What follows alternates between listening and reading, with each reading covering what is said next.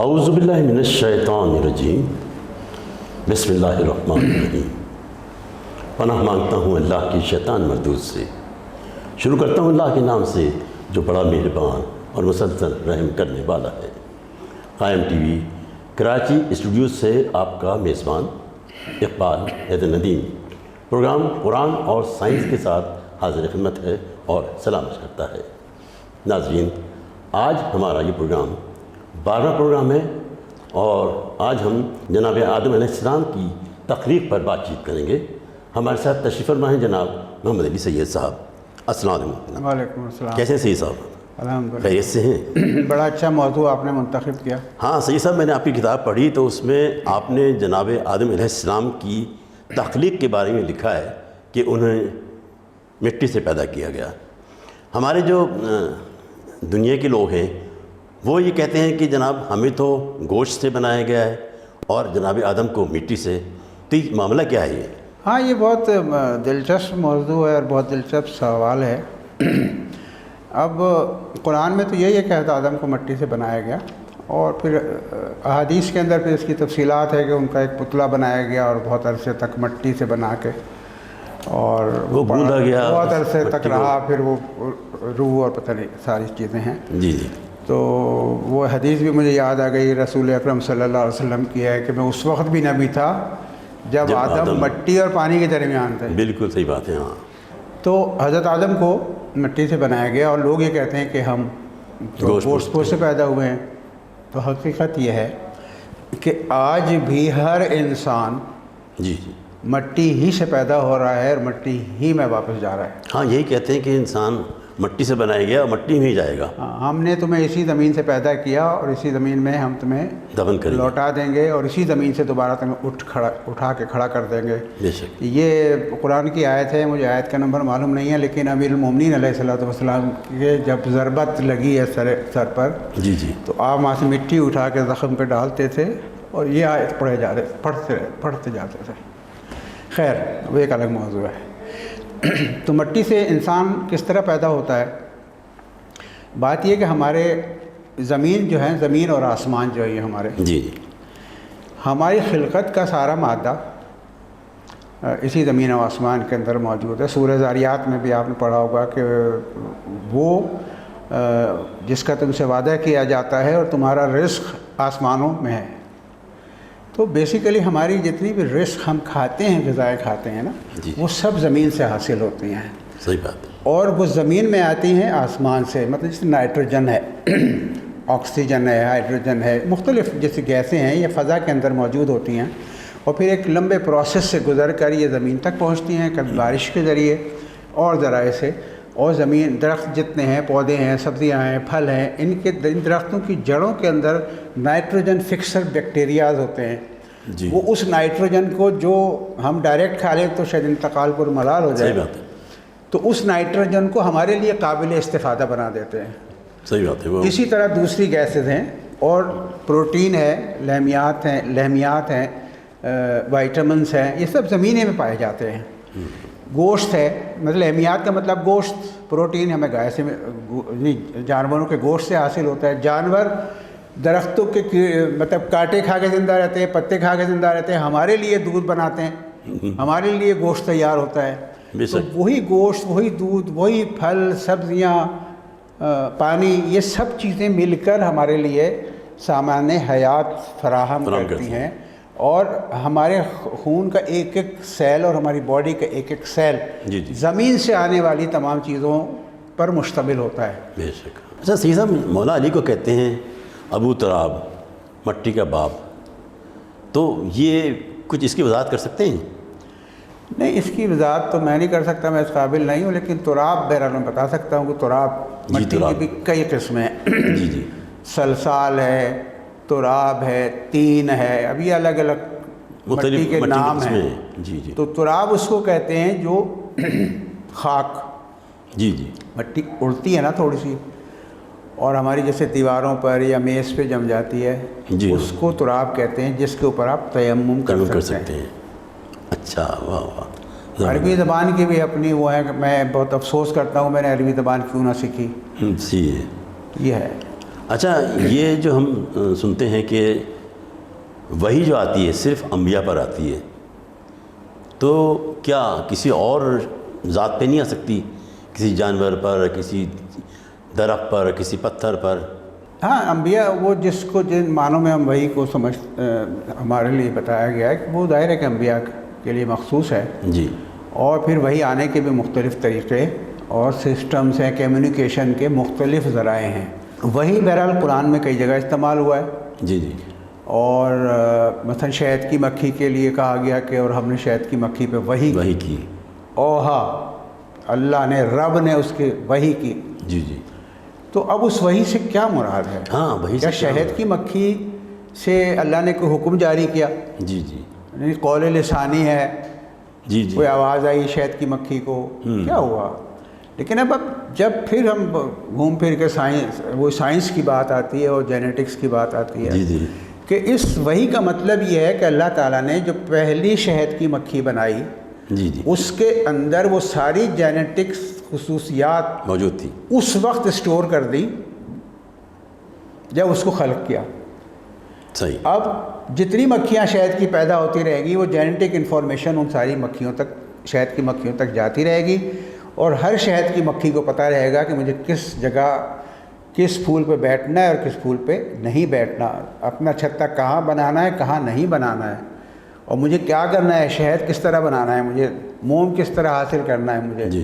तो ये शहद की मक्खी को पता है, तो ये उसकी जेनेटिक इन्फॉर्मेशन उसके अंदर स्टोर हो गई, इसका मतलब वो है।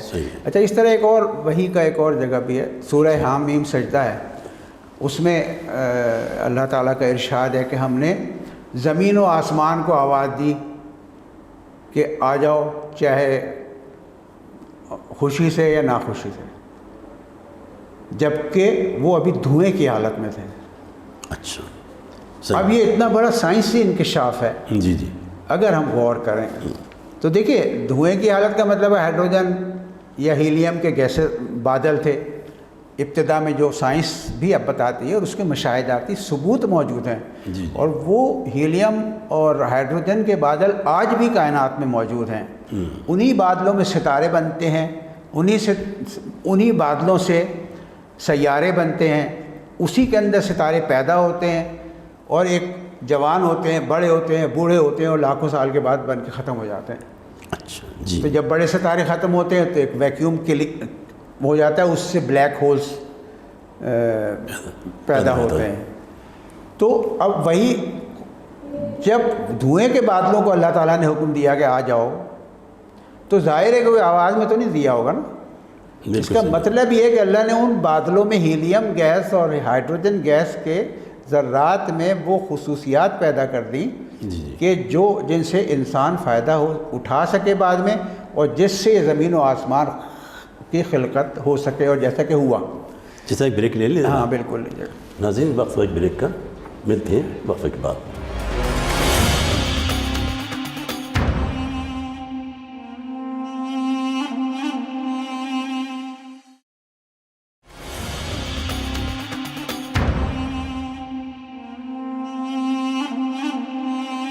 वेलकम बैक नाज़रीन, हमारी गुफ्तगू का सिलसिला वहीं से शुरू होता है जहाँ से मुनक़ता हुआ था। सही साहब, अभी आपने अपनी गुफ्तगू में बताया कि इमाम जाफ़र सादिक़ अलैहिस्सलाम ने बताया कि जनाब आदम ने अपने बेटों की शादियाँ हूर और जिन्नी से की थीं, तो ये सिलसिला जो औलाद का था वो उसकी थोड़ी तफसीलात हमें ज़रा बताएँ। हाँ देखिए, मैं ये अर्ज़ कर रहा था कि ये जो हूर और जिन्नी का लफ्ज़ इस्तेमाल हुए, तो मैं ये कह रहा था कि उस सवाल करने वाले की ज़हनी सतह ऐसी नहीं थी कि उसको तफसील से बताएं, ना उस वक्त चीज़ों इल्म की ये सतह थी कि वो कोई आम आदमी इस बात को समझ सके। सही। तो मेरा एक अंदाज़ है कि इमाम जाफ़र सादिक़ अलैहिस्सलाम ने अगर जिन के लिए कहा تو وہ ایک علامتی زبان ہے. حور کہا تو وہ ایک علامتی زبان استعمال کی آپ نے. جیسے ہم کہتے ہیں نا کہ کسی کی شکل دیکھتے کہتے ہیں تو بالکل بھوت جیسا لگ رہا ہے, جیسا لگ رہا ہے, اور کسی کو دیکھتے کہہ لیں گے یار یہ تو بالکل حور کی حور جیسی ایک شکل ہے اس کی. ہم کہتے ہیں نا زبان محاورے میں, عام روزمرہ کی زبان کے اندر. تو اسی طریقے سے چونکہ میری اپنی خیال یہ ہے کہ حور کا مطلب یہ کہ انتہائی خوبصورت ایک عورت ایک بیٹے کے لیے لائی گئی.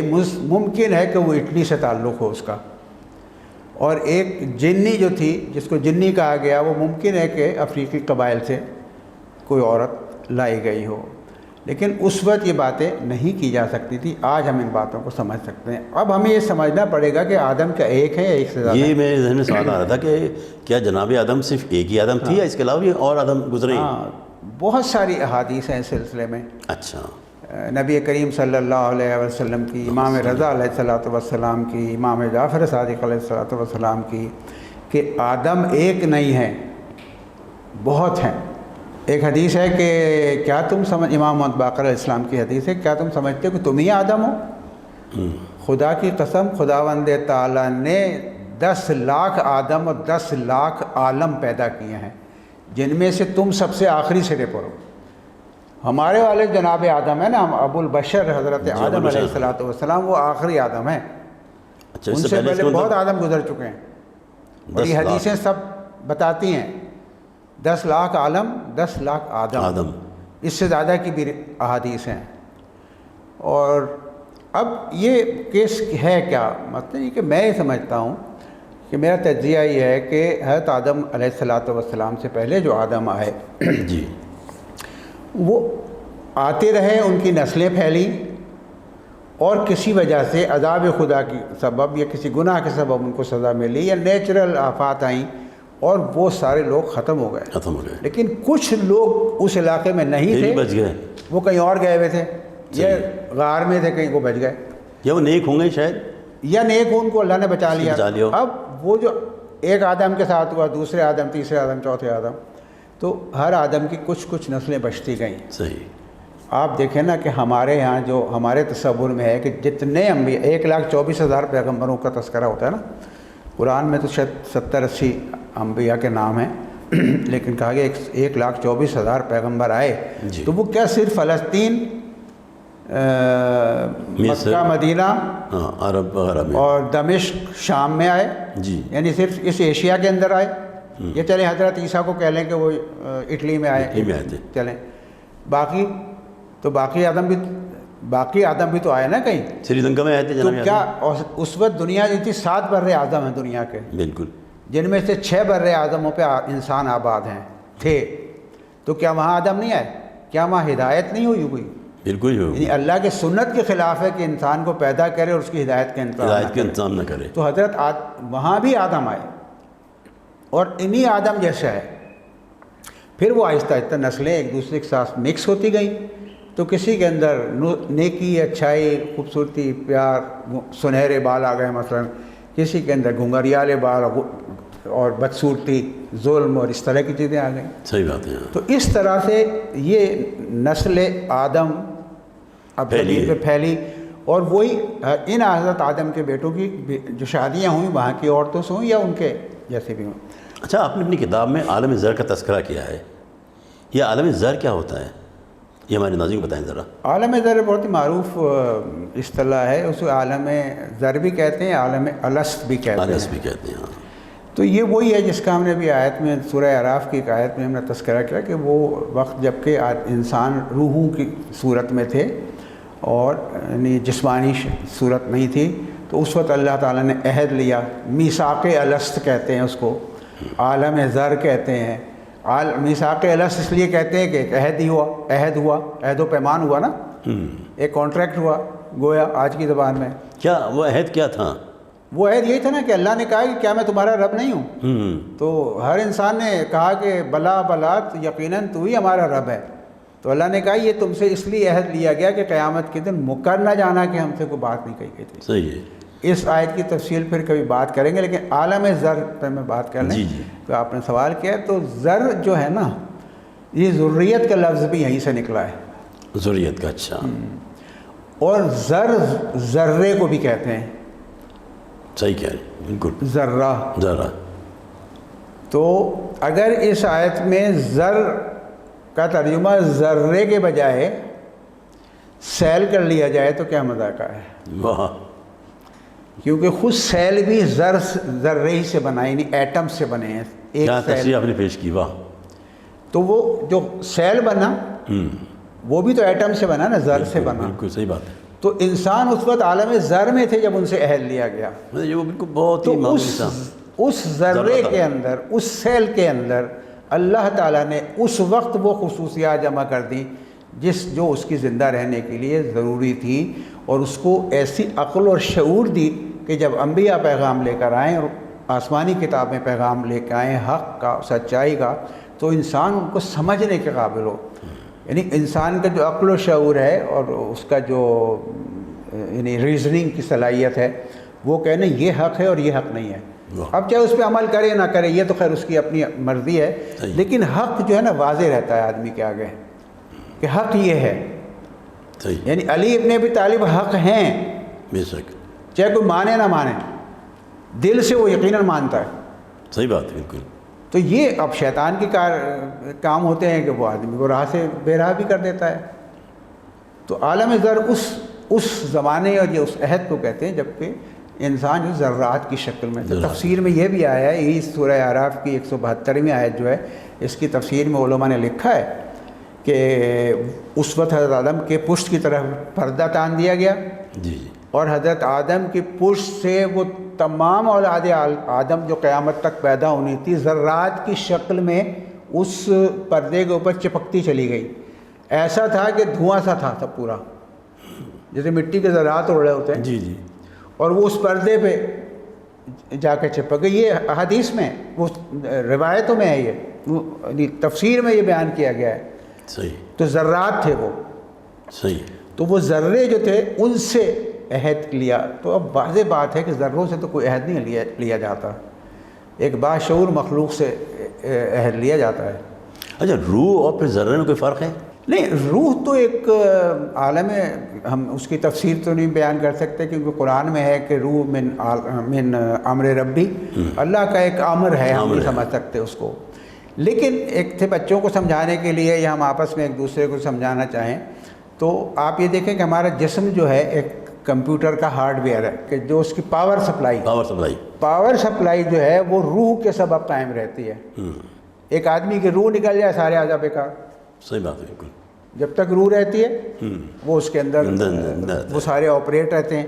اسی جسم کے اندر ہمارے ایک اور بھی چیز ہے جو کمپنی سے لگی ہوئی آتی ہے، اسے کہتے ہیں ضمیر۔ کمپنی سے مراد یہ کہ جس نے ہمیں خلق کیا ہے اس نے ہر آدمی کے اندر ایک ضمیر نامی وائرس الرٹ بھی لگایا ہوا ہے کہ جب ہم گناہ کی طرف بڑھنے لگتے ہیں تو ہماری دماغ کی اسکرین کے اوپر ایک ہائی الرٹ آ جاتا ہے کہ تم یہاں جا رہے ہو، اغوائے شیطانی کا شکار ہونے والے ہو، ٹھیک ہے نا۔ لیکن ضمیر جو ہے نا آپ کا ہاتھ پکڑ کے گناہ سے روکتا نہیں ہے، آپ کو ضمیر آپ کو الرٹ دے سکتا ہے۔ اب یہ آپ کی ذمہ داری، اور آپ کو اللہ تعالیٰ نے یعنی مجھے وہ عقل و شعور عطا کیا ہے کہ میں اپنی بہتری کے لیے سوچ سکوں اور اس برے راستے سے اپنے قدم واپس لے آؤں۔ صحیح بات ہے، اس لیے کہ ضمیر نہیں روکے گا کیونکہ اس کے لیے عقل دی گئی، ہاتھ پیر دیے گئے، فیصلے کی طاقت دی گئی، ارادہ دیا گیا، اس پہ عمل درآمد کی طاقت دی گئی۔ تو اب یہ میری ذمہ داری ہے۔ ہمارے ایک بزرگ شاعر تھے، ان کا نام تھا زخم بدایونی، انہوں نے کمال شعر کہا، اور رشید ترابی صاحب نے نشتر پارک کی ایک مجلس میں یہ شعر مجھے سنایا، مطلب مجلس میں سنایا لوگوں کو، تب سے مجھے یاد ہے یہ شعر۔ اب میں وہ بات آپ کو سناتا ہوں۔ بتاؤ۔